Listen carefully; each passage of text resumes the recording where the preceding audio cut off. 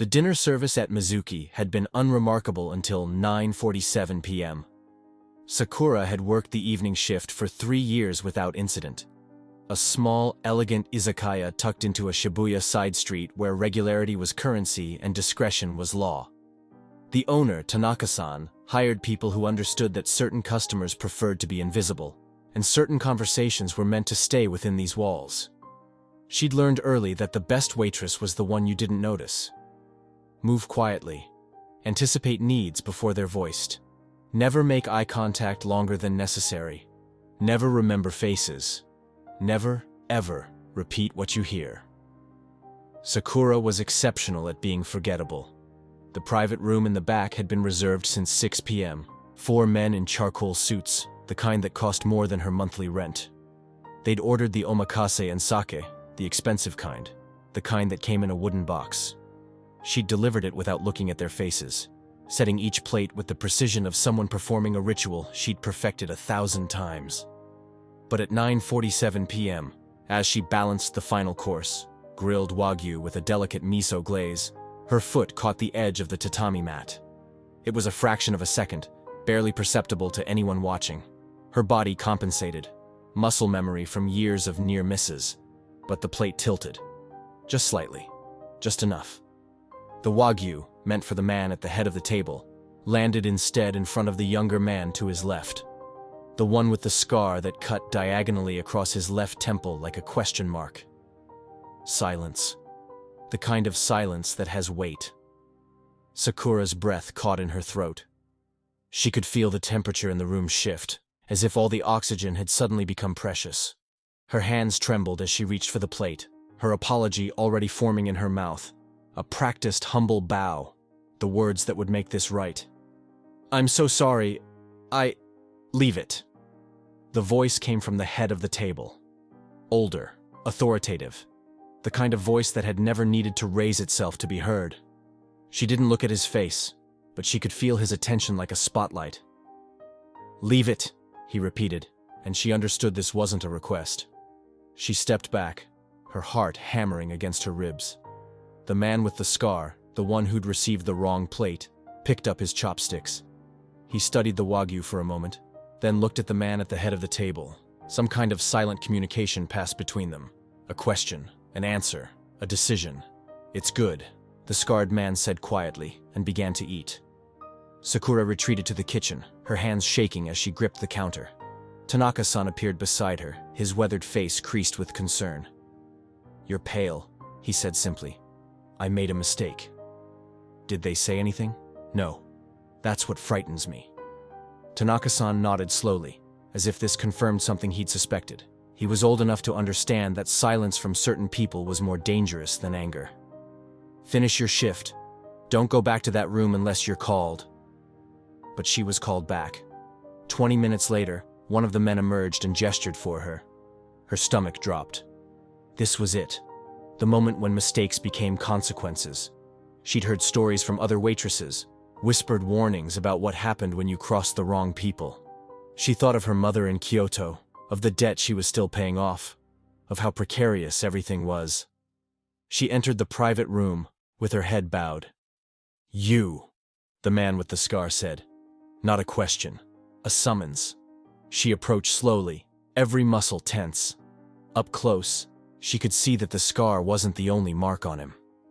There was something in his eyes, a depth that suggested he'd seen things that couldn't be unseen.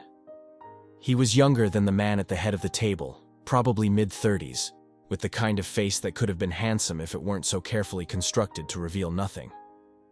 "What's your name?" he asked. She hesitated.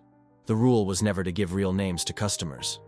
But this didn't feel like a situation where lying would end well. "Sakura," she said quietly. "Sakura." He repeated it as if testing how it sounded. "You made a mistake tonight." "Yes, I apologize. I will speak to the owner about compensation. I'm not talking about the plate." Her confusion must have shown on her face, because something flickered across his expression. Not quite amusement. Something more complicated. "You brought me the wrong order," he continued. "But it was exactly what I needed."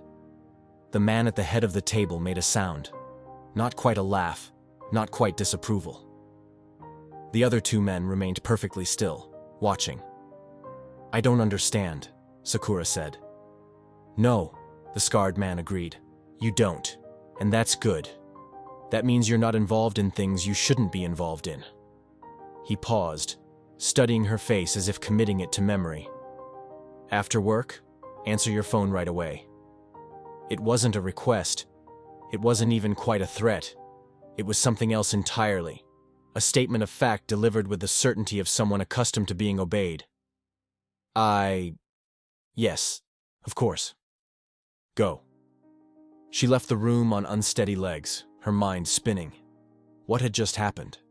Why would he need her to answer her phone? What had the wrong plate meant? She wanted to ask Tanaka-san, but something told her that asking questions would only make things worse. The rest of her shift passed in a blur. She moved through the dining room like a ghost, her body performing the familiar motions while her mind churned.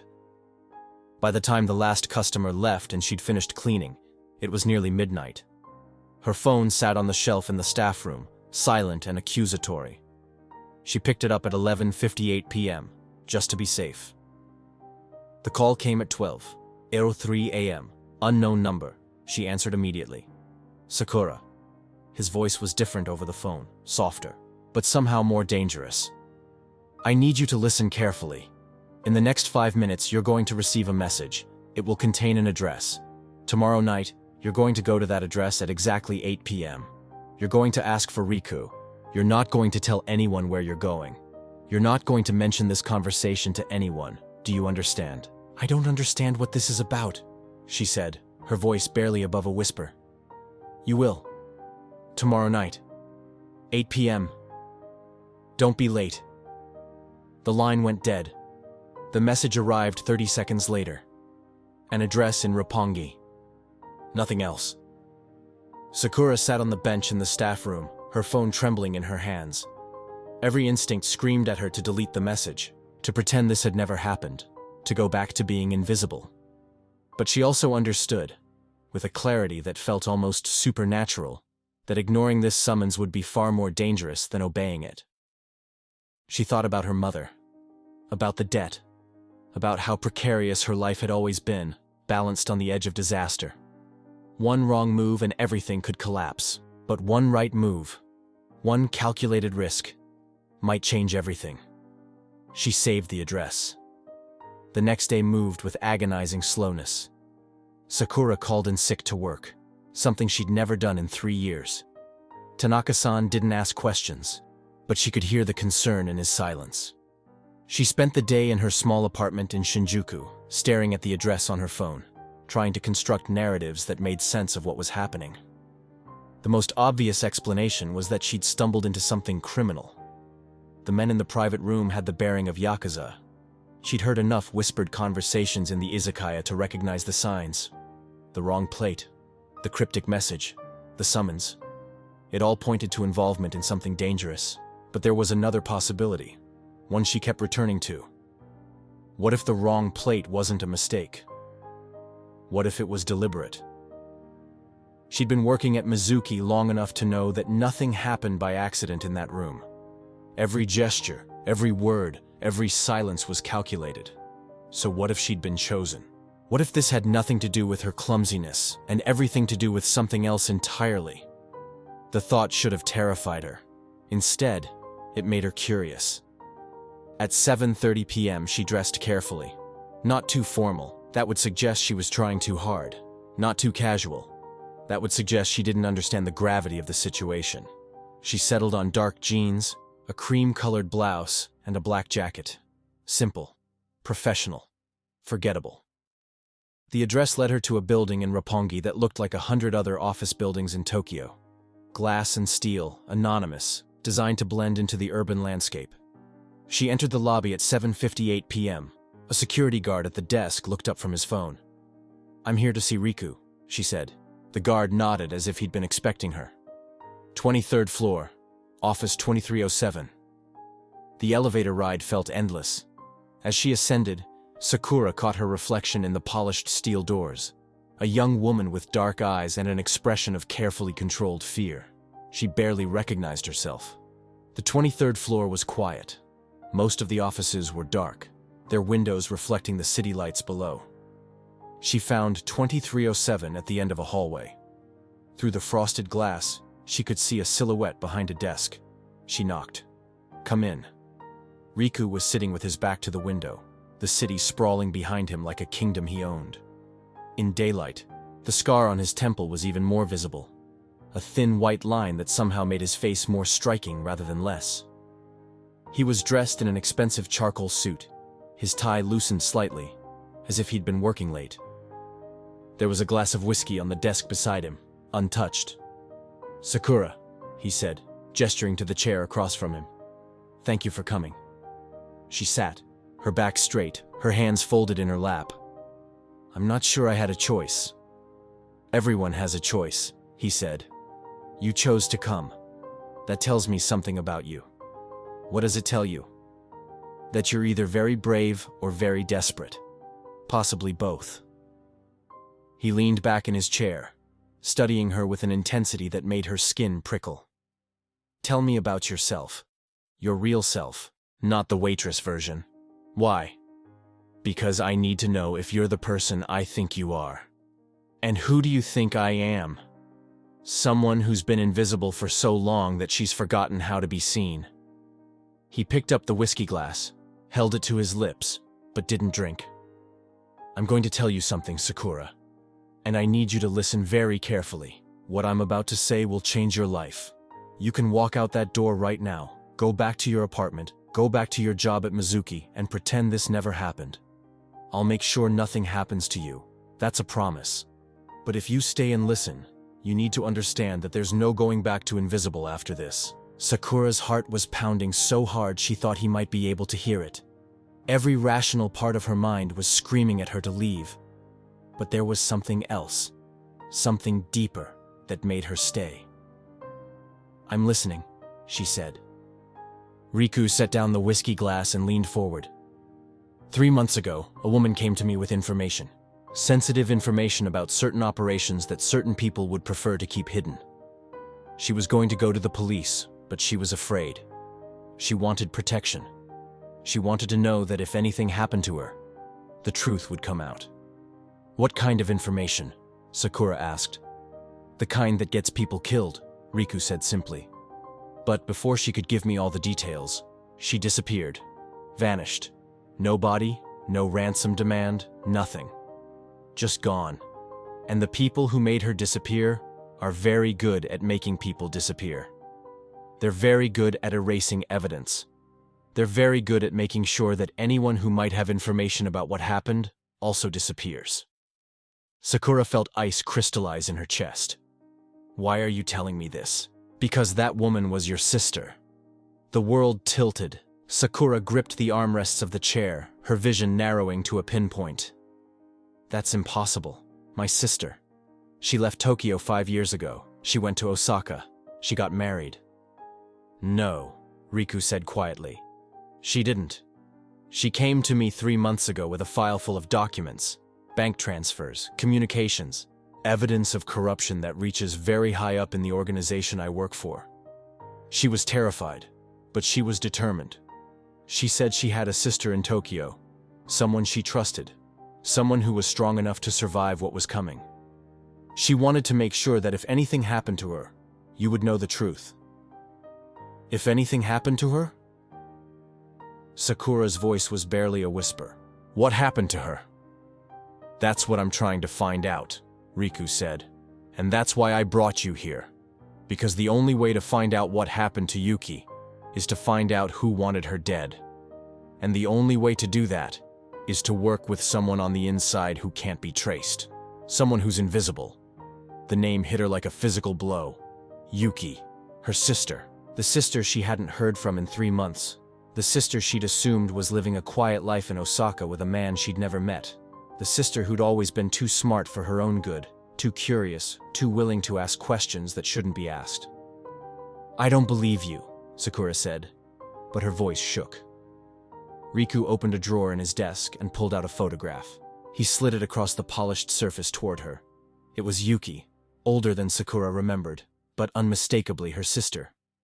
She was standing in front of a building, her expression serious, her eyes holding a determination that Sakura recognized from their childhood. On the back of the photo, in Yuki's handwriting, were 3 words: "Trust Riku Tanaka." Sakura picked up the photograph with trembling hands. "How did you get this?" "She gave it to me the day before she disappeared. She said if anything happened to her, I should find you. She said you were the only person she trusted completely. She said you had a gift for seeing things that others missed, even though you spent your life trying not to be seen." "This doesn't make sense," Sakura said. "Why would she trust a Yakuza? Why would she come to you?" "Because I was the only person she could trust," Riku said. "Because in the organization I work for, there are people who want the corruption exposed just as much as she did. Because I made her a promise that I would find out what happened to her, and I would make sure that whoever was responsible answered for it. And because—" He paused, and for the first time something like vulnerability flickered across his face. "Because she was right about me. I'm not the person people think I am." Sakura stared at the photograph, at her sister's face, at those 3 words written in Yuki's careful handwriting. "Trust Riku Tanaka." Her sister, who had always been cautious, who had always thought things through carefully, had trusted this man, had trusted him enough to leave a message for her. "What do you want me to do?" Sakura asked. "I want you to help me find out what happened to Yuki," Riku said. "I want you to help me find the people who made her disappear, and I want you to help me make sure they never do it to anyone else again. And if I refuse, then I'll still find them, but Yuki will never know that you tried, and you'll spend the rest of your life wondering what happened to her." Sakura looked up from the photograph and met Riku's eyes. In that moment, something shifted between them. A recognition. A connection that transcended the circumstances that had brought them together. He was offering her a choice, but it wasn't really a choice at all. It was a calling. It was the moment when invisible became visible. "Tell me everything," she said. Riku smiled. A real smile, not the careful expression he'd worn before. "I was hoping you'd say that." Outside, the city lights of Tokyo glittered like a promise and a warning. Sakura didn't know it yet, but her life had already changed the moment she dropped that plate. Everything that came next, the danger, the revelations, the impossible choices, had already been set in motion. All that remained was to see where it would lead. Riku spent the next 3 hours laying out the architecture of what Yuki had discovered. He moved through the information methodically, like someone who had rehearsed this presentation 100 times in his mind, waiting for the right person to tell it to. The documents were spread across his desk: bank statements, encrypted emails, photographs of meetings, surveillance footage stills. Each one was a thread in a tapestry of corruption that extended far beyond what Sakura had imagined possible. She sat across from him, her initial shock gradually crystallizing into something harder: purpose. Yuki worked in accounting, Riku began, pulling up a file on his computer. Not for the organization directly. That would have been too obvious. She worked for a legitimate import-export company called Meridian Trading. On the surface, it's exactly what it claims to be. But it's also a money laundering operation. Every transaction is real, but the numbers are manipulated. Money comes in dirty, goes through the system, and comes out clean. "How much money?" Sakura asked. "Billions. Over the past 5 years, approximately 4.7 billion yen has been cycled through Meridian's accounts." Riku pulled up a spreadsheet, columns of numbers that made Sakura's head spin. Yuki was hired because she was brilliant. She had a gift for seeing patterns in data that other people missed. Within 6 months, she realized something was wrong. The numbers didn't add up, not in a way that suggested simple fraud, in a way that suggested deliberate manipulation. So she reported it? She tried. She went to her supervisor first. He told her she was mistaken, that the discrepancies were normal accounting adjustments. She went to the company's internal audit department. They told her the same thing. That's when she realized that the corruption wasn't a secret, it was institutional. It was built into the system. Everyone involved knew about it. Riku pulled up another file, a series of photographs. They showed men in expensive suits entering and leaving various locations around Tokyo. Some Sakura recognized from her work at Mizuki. Others were unfamiliar, but they all had the same bearing, the same careful way of moving through the world that suggested power and danger. "These are the people involved," Riku said. "The money launderers, the facilitators, the people who profit from the operation. Most of them are connected to the organization I work for, but some of them are connected to something bigger. Something that reaches into government, into law enforcement, into the judiciary." "How high does it go?" Sakura asked. "That's what Yuki was trying to find out when she disappeared," Riku said.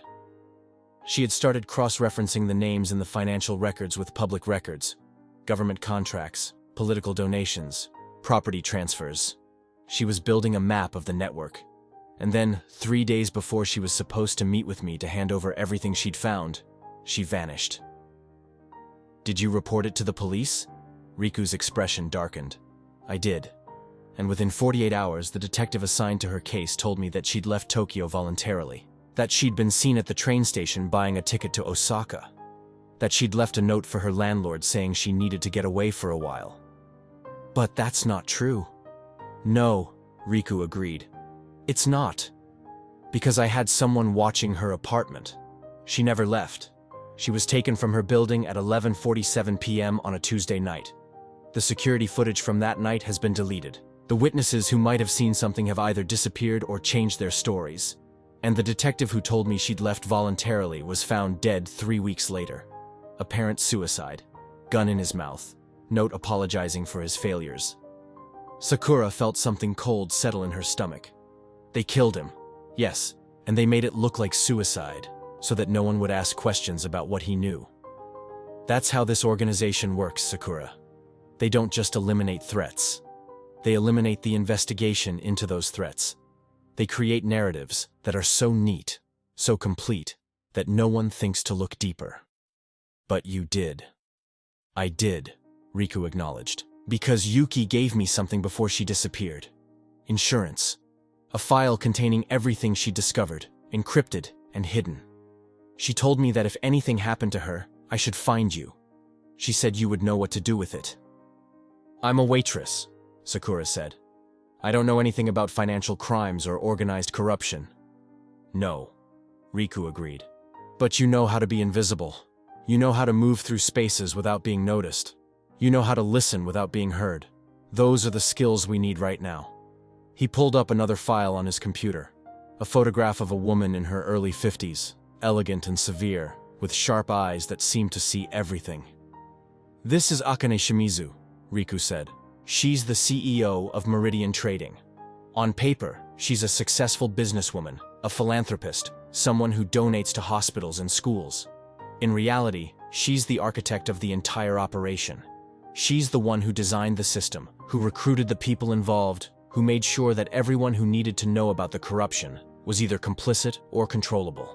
"How do you know this?"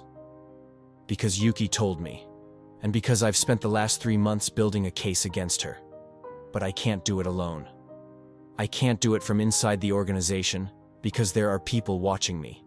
People who suspect that I'm asking questions I shouldn't be asking. I need someone on the outside, someone who can move freely, who won't raise suspicion, who can get close to Shimizu without triggering any alarms." "You want me to spy on her," Sakura said. "I want you to help me find your sister," Riku corrected. "Spying on Shimizu is just the means to that end. Because Shimizu knows where Yuki is, or at least she knows what happened to her. And if we can find evidence of that, we can bring her down." Sakura stood up and walked to the window. The city sprawled below them, millions of lights representing millions of lives, most of them unaware of the corruption that ran through the veins of the city like a disease. She thought about Yuki, smart, determined Yuki, trying to expose that corruption and disappearing for her efforts. "If I do this," Sakura said, turning back to face Riku, "what happens to me?" "You become a target," Riku said simply. "You become someone who knows too much. You become someone who might need to disappear. Like my sister. Possibly. Unless we move faster than they do. Unless we build a case so airtight that they can't touch us without exposing themselves.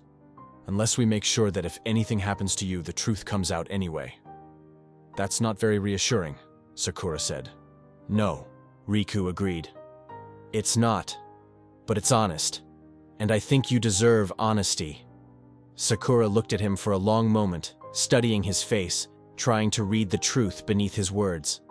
The scar on his temple caught the light from the city below, and she found herself wondering how he'd gotten it. What violence had marked him? What choices had led him to this moment? Why are you doing this? She asked. Why risk everything to expose Shimizu? Riku was quiet for a long time. He turned back to his desk and pulled out another photograph.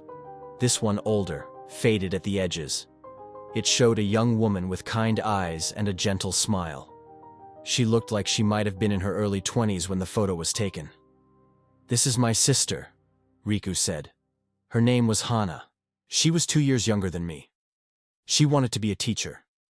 She had this dream of opening a school for children whose families couldn't afford education. She was the best person I knew. Kind, idealistic, completely incapable of understanding that the world didn't work the way she thought it did. He set the photograph down carefully, as if it might break.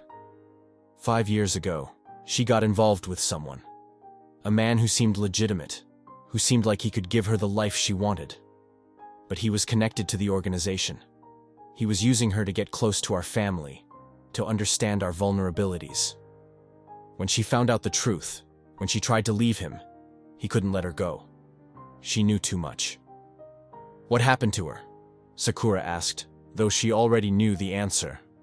She disappeared, Riku said. Just like your sister. And just like your sister, everyone was told she'd run away, that she'd left a note, that she'd been seen at the train station. All lies. All carefully constructed narratives designed to make sure no one asked questions. I'm sorry, Sakura said. I spent 3 years looking for her, Riku continued. I spent 3 years trying to find evidence of what happened to her. And I found nothing. No body, no witnesses, no proof. Just absence. Just the knowledge that she was gone, and that the people responsible would never face justice. He looked up at Sakura, and she saw the depth of his pain. Not the dramatic, theatrical kind, but the quiet, grinding kind that came from carrying a loss that would never be resolved. When Yuki came to me, he said, I saw a chance to do what I couldn't do for Hana. I saw a chance to actually expose the corruption, to actually bring down the people responsible. And I saw a chance to find your sister. Because if I can prove what happened to Yuki, I might finally have a way to prove what happened to Hana. Sakura sat back down. The weight of what he was asking her to do settled on her shoulders like a physical thing. But so did something else. A sense of purpose. A sense of connection to something larger than herself. For 3 years, she'd been invisible by choice. Now she was being asked to become invisible by necessity, to use that invisibility as a weapon. Tell me what I need to do, she said. Over the next week, Riku taught her how to be a spy. Not in the dramatic way that movies portrayed it, but in the quiet, methodical way that real espionage worked. He taught her how to photograph documents without leaving evidence, how to memorize information without writing it down, how to ask questions that seemed innocent but were actually gathering intelligence, how to move through a space and observe everything while appearing to observe nothing. He also taught her about Akane Shimizu, about her habits, her routines, her vulnerabilities. Shimizu was a creature of habit. She went to the same restaurants, attended the same social events, maintained the same schedule. She was also, Riku explained, someone who underestimated people who appeared beneath her notice. She sees waitresses as furniture, Riku said. They're part of the background of her life, not people worth paying attention to. That's your advantage. The plan was simple in its elegance. Sakura would apply for a job at one of Shimizu's favorite restaurants, an upscale establishment in Ginza called Kaiseki Katsura. Riku had connections there, people who owed him favors. Within a week, Sakura had an interview. Within 2 weeks, she had a job. The night before her first shift, she met Riku at his apartment. It was sparse and impersonal, the kind of place that belonged to someone who didn't plan to stay anywhere long. There were no photographs on the walls, no personal touches, nothing that suggested a life beyond the work he did. "Are you ready?" he asked. "No," Sakura said, "but I'm going anyway." Riku smiled, that real smile that transformed his face. That's the difference between being brave and being reckless. You're brave. "I'm terrified," Sakura corrected. "Same thing," Riku said. He pulled her close, and for a moment, she thought he might kiss her. But instead, he just held her, his arms around her, his chin resting on the top of her head. It was an intimate gesture, but not in the way she'd expected. It felt like he was trying to memorize the feeling of her, as if he was afraid that this moment might be the last one they had.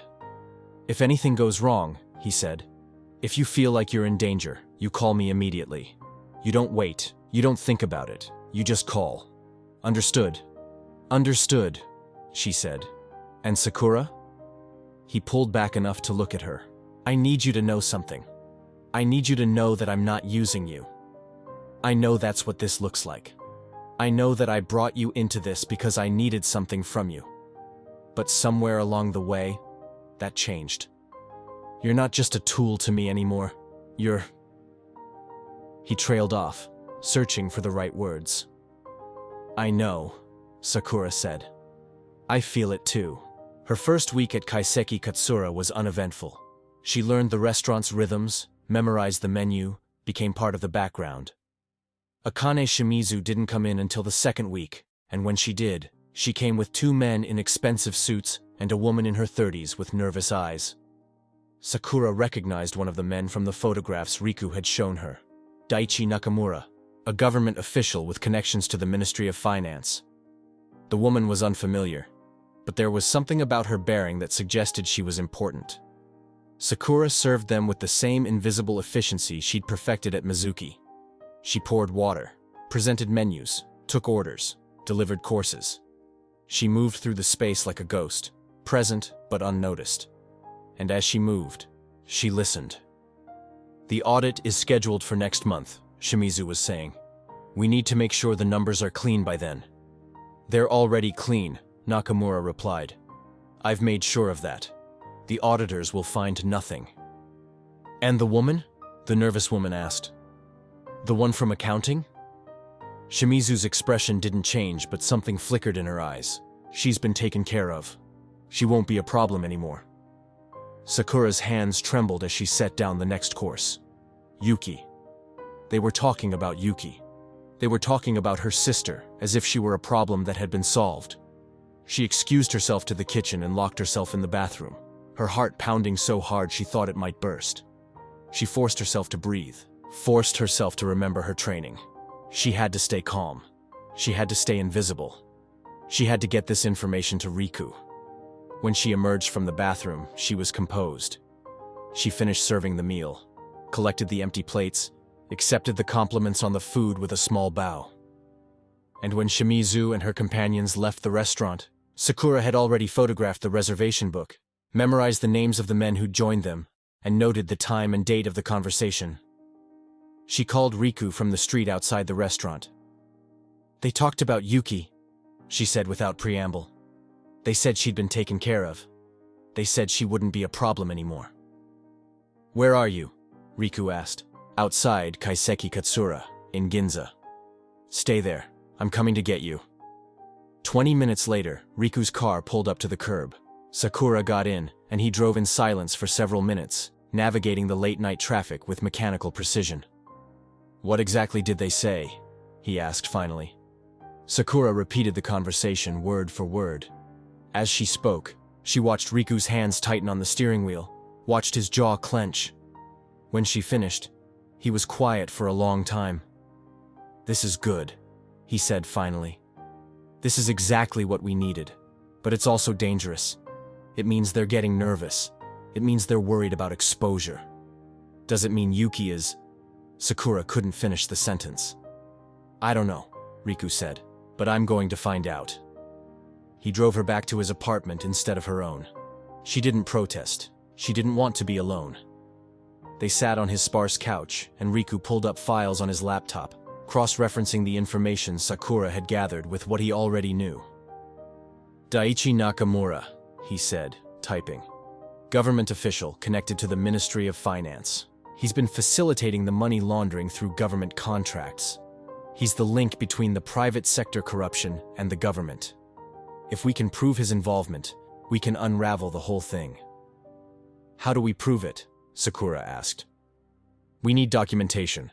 Bank records, emails, something concrete that shows his involvement. And I think I know where to find it. He pulled up another file, a photograph of a building in Minato Ward. This is Nakamura's office. He keeps sensitive documents there, documents that he doesn't want to be found.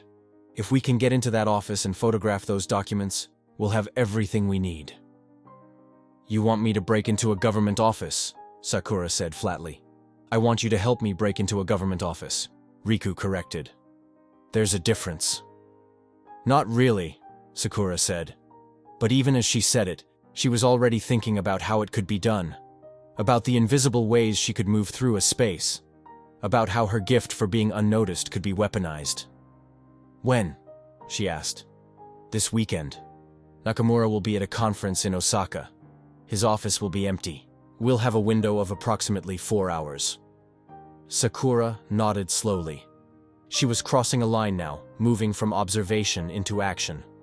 Once she did this, there would be no going back. She would be a criminal, a conspirator, someone who had actively broken the law. But she would also be someone who was fighting back. Someone who was trying to find her sister. Someone who was trying to expose the corruption that had swallowed Yuki whole. Okay, she said. I'll do it. Riku reached over and took her hand. His grip was warm, solid, real. Thank you, he said. Don't thank me yet, Sakura replied. We might both end up in prison. Or worse, Riku said. Or worse, Sakura agreed. They sat in silence for a while, their hands intertwined. Two people who had found each other in the darkness and were now walking deeper into it together. Outside, the city hummed with the lives of millions of people who had no idea that the architecture of their world was built on lies and blood. Inside Riku's apartment, two people sat in the quiet before the storm, knowing that everything was about to change. The weekend arrived with deceptive calm. Sakura spent Saturday morning in a state of heightened awareness, every sound amplified, every shadow suspect.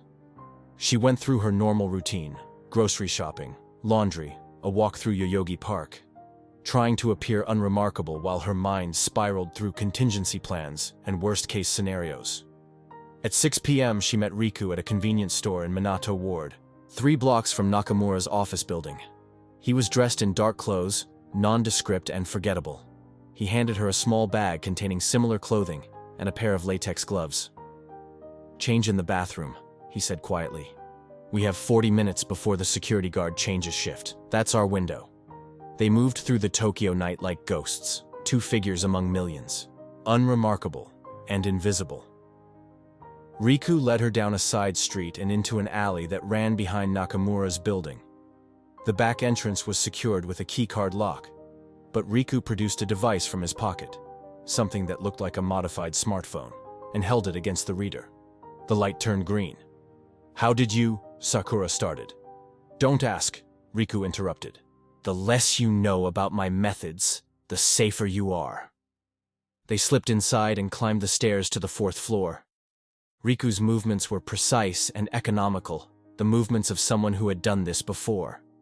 Sakura followed, her heart hammering, every nerve screaming at her to turn back. Nakamura's office was exactly as Riku had described it. Expensive furniture, floor-to-ceiling windows overlooking the city, a large mahogany desk with a computer and several filing cabinets. Riku went directly to the desk and pulled out a small device that looked like a USB drive. Plug this into his computer, he said, handing it to Sakura. It will copy everything on his hard drive. It should take about 3 minutes. Sakura's hands shook as she inserted the device into the computer's USB port. A progress bar appeared on the screen, slowly filling with blue. 1 minute, 2 minutes. Each second felt like an eternity. The filing cabinets, Riku said, moving to the metal cabinets against the wall. He produced a small set of lockpicks and went to work. Within 30 seconds, the first cabinet was open. He began photographing documents with a small camera, moving quickly and methodically through the files. 3 minutes. The progress bar reached 100%. Sakura ejected the device and handed it back to Riku. "We need to go," she whispered. "1 more minute," Riku said, still photographing documents. "There's something here." "Yes, this is it. This is the proof we need." He photographed 1 more document, then closed the filing cabinet and relocked it. They were out of the office in less than 5 minutes, back down the stairs, back out into the alley. They didn't run. Running would draw attention. But they moved with purpose. 2 people with somewhere to be. They changed back into their normal clothes in the convenience store bathroom and left separately. Riku heading east, Sakura heading west. She didn't look back. She didn't allow herself to process what had just happened until she was safely back in her apartment, the door locked and the curtains drawn. Only then did she allow herself to shake. Her phone buzzed.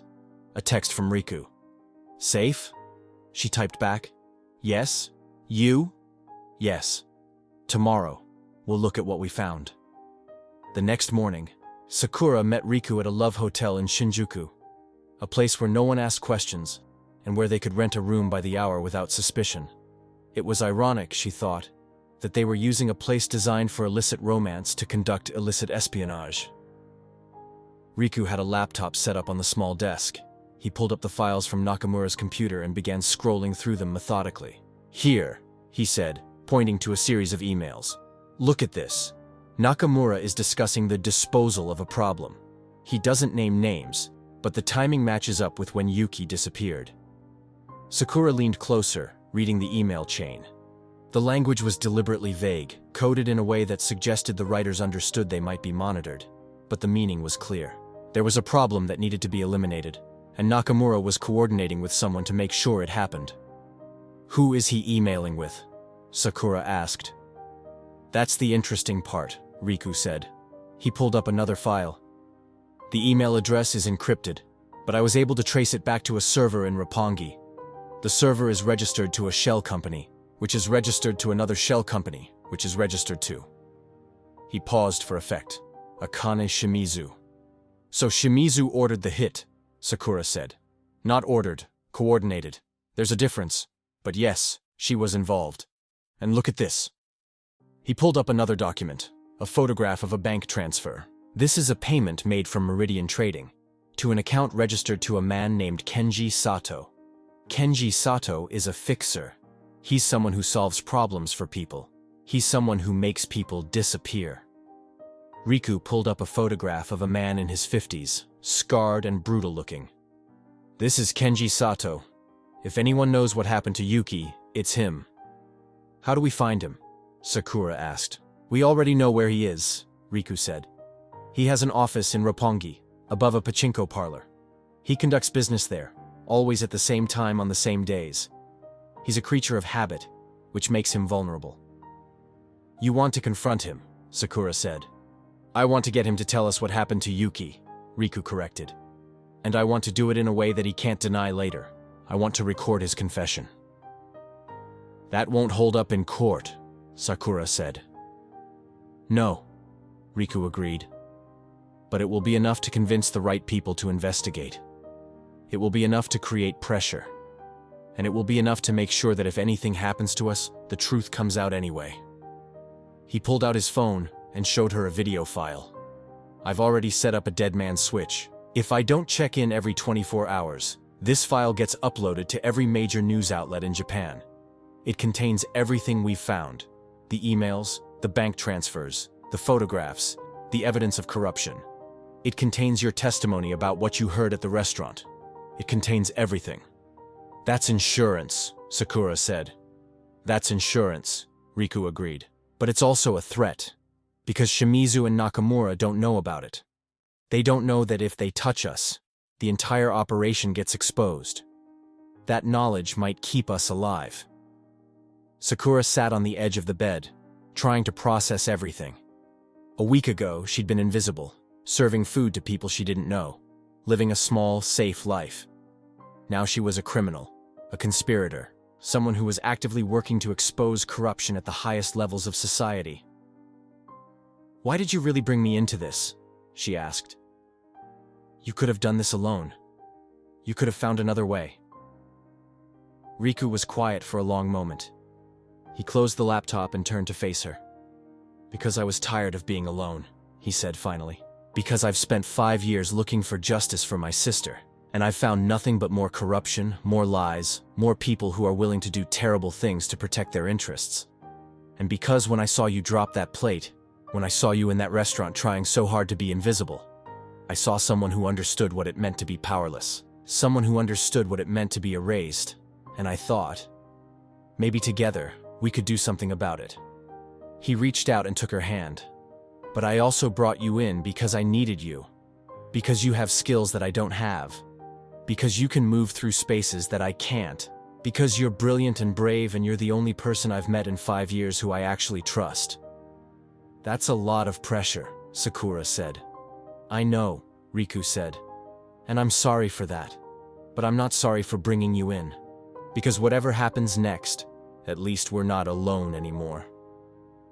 He pulled her close, and this time, he did kiss her.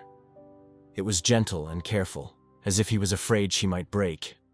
It tasted like desperation and hope and the knowledge that they were both standing on the edge of an abyss. When they pulled apart, Sakura rested her forehead against his. When do we go to see Kenji Sato? She asked. Tomorrow night, Riku said. He's always at his office on Monday nights between 8 and 10 p.m. We'll go in, we'll get him to talk, and we'll record everything. And if he doesn't want to talk? Then we convince him, Riku said, by any means necessary. Monday night arrived with the inevitability of a train on its tracks.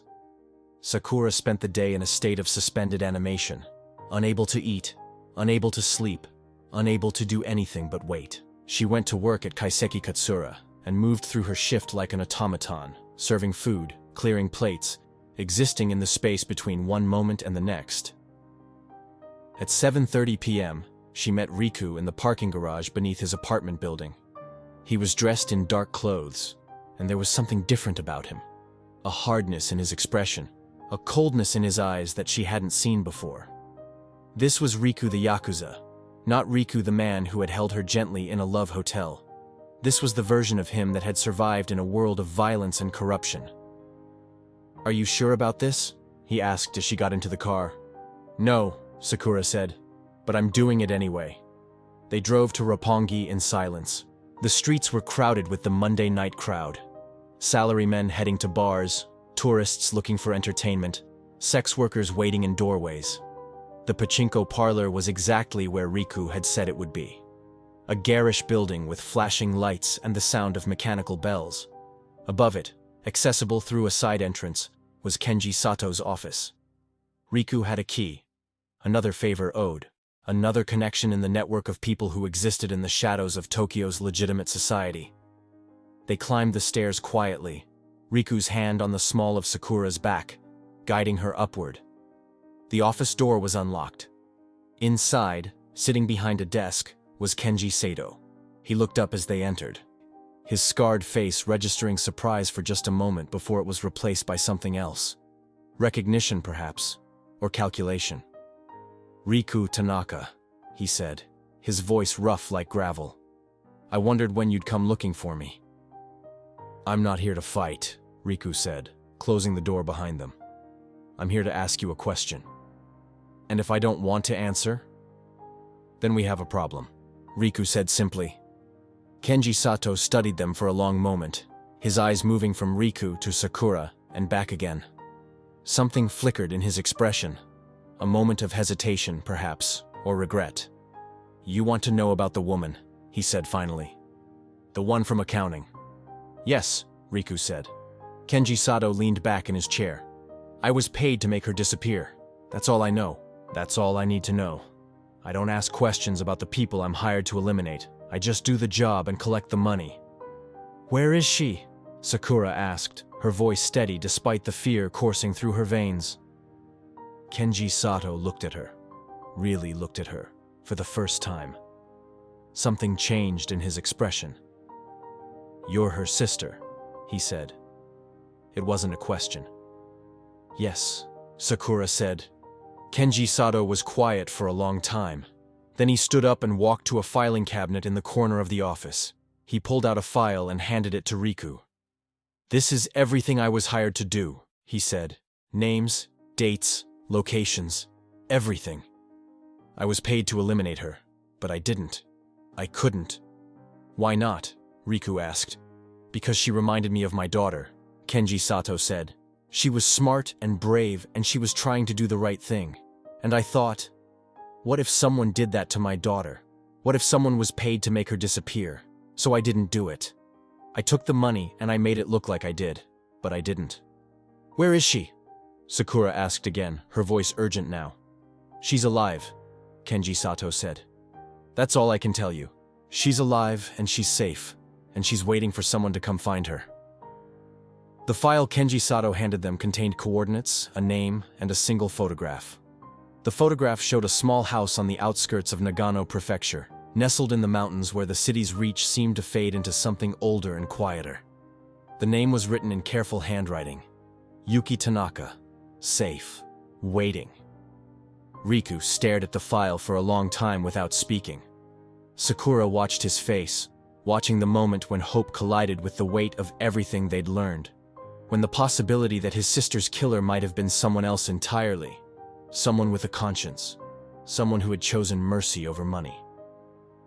"Why?" Riku asked finally, his voice rough. "Why would you keep her alive? Why would you risk everything to protect her?" Kenji Sato sat back down at his desk, suddenly looking older than he had moments before. "Because I've spent 30 years doing things I'm not proud of. 30 years making people disappear, solving problems, being the solution to other people's moral failures. And every time I did it, I told myself it was just business, just a job, just something that had to be done." He pulled out a photograph from his desk drawer, a young woman in her 20s, smiling at the camera with Kenji Sato's eyes. "This is my daughter, Tomo. She's a lawyer now. She works for a human rights organization. She defends people who have been wronged by the system. And every time I see her, I wonder if she knows what her father has done. I wonder if she would still love me if she knew the truth." He set the photograph down carefully. "When I was hired to eliminate Yuki, I was given very specific instructions. Make her disappear. Make it look like she ran away. Make sure there's no body, no evidence, nothing that could be traced back to Shimizu or Nakamura, and I was paid very well to do it." "But you didn't," Sakura said. "No," Kenji Sato agreed. "I couldn't. Because I kept thinking about Tomo. I kept thinking about what it would mean if someone did that to her. So I took the money and I made it look like I'd done the job, and I helped Yuki disappear to somewhere safe. Somewhere where Shimizu and Nakamura couldn't find her." "Does anyone else know?" Riku asked. "No one," Kenji Sato said. "Not even the people who hired me. As far as they know, Yuki is dead. As far as they know, the problem has been solved. But she's alive, and she's been waiting for someone to come find her. She's been waiting for her sister." Sakura felt something break open inside her chest, a dam that had been holding back 3 months of fear and grief and desperate hope. Her sister was alive. After 3 months of not knowing, of being told lies, of fearing the worst, Yuki was alive. "We need to go to her," Sakura said. "We need to go now." "We can't," Riku said, and his voice was careful, controlled. "Not yet. If we go to her now, we'll lead them straight to her. We need to finish this first. We need to make sure that Shimizu and Nakamura can't hurt her anymore." "But she's been waiting," Sakura said, her voice breaking. "She's been waiting for 3 months." "I know," Riku said, and he pulled her close, holding her as she began to cry. "I know. But if we rush this, if we don't do it right, they'll find her, and this time they won't hesitate. This time they'll make sure she's really gone." Sakura buried her face in his chest, her body shaking with the force of her sobs. The relief of knowing Yuki was alive was almost worse than the fear had been, because now she had to hold on to that hope without acting on it. Now she had to trust that Riku knew what he was doing, that his plan would work, that they would actually be able to bring her sister home. "What do we do?" she asked finally, pulling back to look at Riku's face. "We use this," Riku said, holding up the file. We use Kenji Sato's confession. We use the evidence we've gathered. And we bring down everyone involved in this corruption. We make sure that Shimizu and Nakamura are arrested, that they're prosecuted, that they spend the rest of their lives in prison. And then, when they can't hurt anyone anymore, we go get your sister. He turned to Kenji Sato. I need you to make a statement. A formal statement that can be used in court. I need you to testify about what you were hired to do and what you actually did instead. Kenji Sato was quiet for a long moment. If I do that, I'll go to prison, he said. I'll lose everything. My business, my freedom, my ability to provide for my family. Yes, Riku said. You will. Why would I agree to that? Because you want your daughter to know that you're capable of doing the right thing, Riku said. Because you want to prove that it's not too late to change. Because you want to be the kind of man that Tomo can be proud of. Kenji Sato looked at Sakura, at the young woman whose sister he had saved, and something shifted in his expression. He nodded slowly. I'll do it, he said. I'll testify. I'll tell them everything. The next 72 hours were a blur of activity. Riku contacted a journalist he knew, a woman named Michiko Yamamoto, who worked for one of Japan's major news outlets. He gave her the files, the photographs, the evidence of corruption. He gave her Kenji Sato's statement. And he gave her one more thing, the recording of Sakura's conversation with Akane Shimizu at Kaiseki Katsura, the one where Shimizu had discussed having Yuki taken care of. Michiko Yamamoto was a veteran investigative journalist, someone who had spent her career exposing corruption and holding power accountable. She listened to everything Riku had to say, examined all the evidence, and then she asked one question. Why should I believe you? Because I'm giving you everything, Riku said. Because I'm giving you the evidence, the witnesses, and the confession. Because I'm also giving you this. He handed her a sealed envelope. Inside was a letter, written in Riku's handwriting, detailing everything he knew about the corruption, the money laundering, the disappearances. It was a confession of his own involvement in the organization, a detailed account of crimes he had witnessed and crimes he had been complicit in. It was also, he explained, insurance. If anything happens to me, if anything happens to Sakura, if anything happens to Kenji Sato or any of the other witnesses, you open that envelope and you publish everything, Riku said. You make sure that the world knows what happened. Michiko Yamamoto took the envelope and studied Riku's face. You're serious about this, she said. I've never been more serious about anything in my life, Riku said.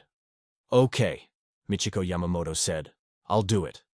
But I need 48 hours to verify everything, to contact my sources, to build the story properly. If I publish this without being absolutely certain of the facts, it will be dismissed as conspiracy theory. I need to make sure it's airtight. You have 48 hours, Riku said. Those 48 hours were the longest of Sakura's life. She went to work at Kaiseki Katsura and served food to people who had no idea that their world was about to collapse. She served Akane Shimizu when she came in for lunch on Tuesday, moving around her with the same invisible efficiency she'd perfected, watching the woman who had ordered her sister's death laugh and talk as if she had nothing to fear. It took every ounce of Sakura's self-control not to say something, not to reveal what she knew. But she understood now why Riku had taught her to be invisible. Because invisibility was power. Because the people who didn't see you couldn't predict what you would do. At night, she met Riku at his apartment. They didn't talk much, they just held each other, waiting for the moment when everything would change. At 6 a.m. on Thursday morning, Michiko Yamamoto's story broke. The headline was simple and devastating. Corruption at the highest levels. Government official and business executive implicated in money laundering scheme. The article detailed everything. The financial transfers, the emails, the connection between Daichi Nakamura and Akane Shimizu. It included Kenji Sato's statement about being hired to eliminate a whistleblower. It included Sakura's testimony about the conversation she'd overheard at Kaiseki Katsura. It included photographs of documents, bank records, evidence of a conspiracy that reached into both the private sector and the government. Within hours, the story had been picked up by every major news outlet in Japan. Within 12 hours, the Tokyo Metropolitan Police Department had issued arrest warrants for both Akane Shimizu and Daichi Nakamura. Within 24 hours, both of them had been arrested. Riku and Sakura watched the news coverage from his apartment, seeing the images of Shimizu being led out of her office in handcuffs, seeing Nakamura being escorted from his government building by police officers.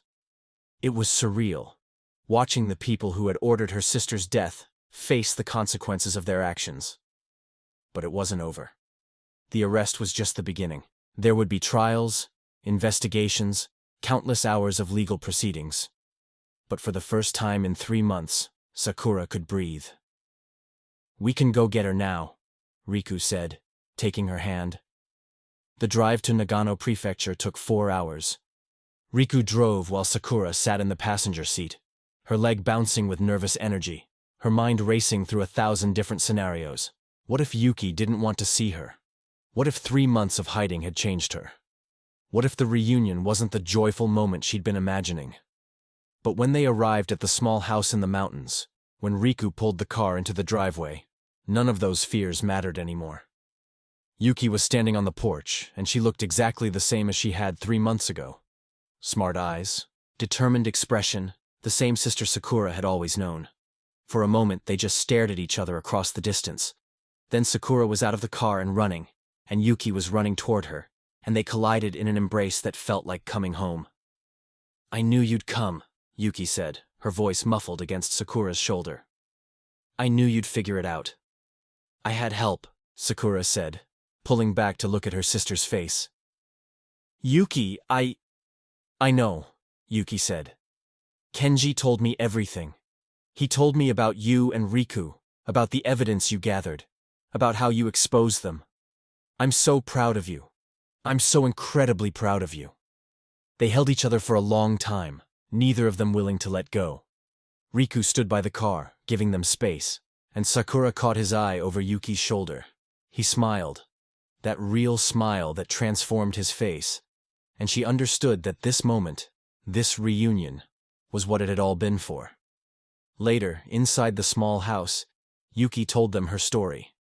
She described the moment she'd realized the extent of the corruption, the fear that had gripped her when she understood what she'd discovered. She described going to Riku, trusting him with information that could destroy powerful people. She described the night she'd been taken, the men in dark clothes who'd come to her apartment, the fear she'd felt as they'd driven her away from the city. "I thought I was going to die," Yuki said. "I thought they were taking me somewhere to kill me. But then Kenji came to me, and he told me that he couldn't do it. He told me he was going to help me disappear instead. He brought me here, set me up with money and documents, and told me to wait. He said that someone would come for me eventually. He said that my sister would come." "How did he know I would come?" Sakura asked. "Because he knew you were brave," Yuki said. "Because he knew that once you found out what had happened to me, you wouldn't stop until you'd found the truth." Riku was quiet, listening to the sisters talk, watching the way they moved around each other with the easy familiarity of people who had known each other their entire lives. Sakura caught him watching and reached out, taking his hand. "Thank you," she said, "for bringing me into this. For trusting me. For believing that I could do this." "I didn't bring you in," Riku said. "Your sister did. She trusted you enough to leave a message for you. She believed in you enough to think that you could find the truth. I just gave you the tools to do what you already knew you needed to do." "That's not true," Sakura said. "You could have done this without me. You could have found another way."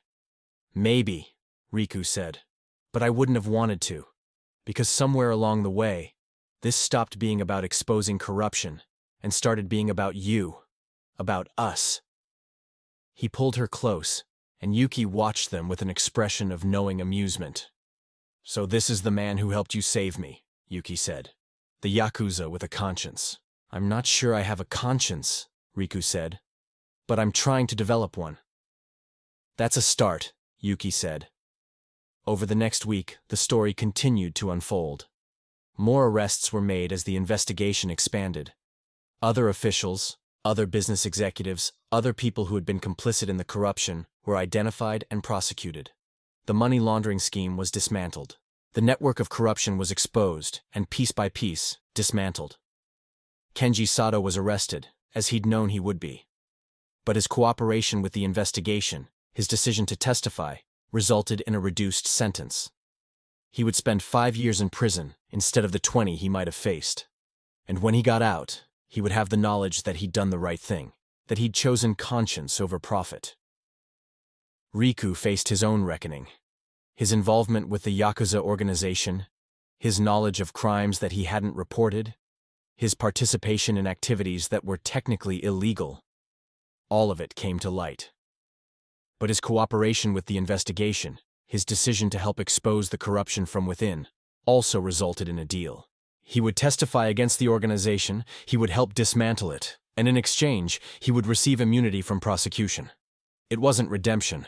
Riku was careful to say that he didn't believe in redemption, that some things couldn't be undone or forgiven. But it was a beginning.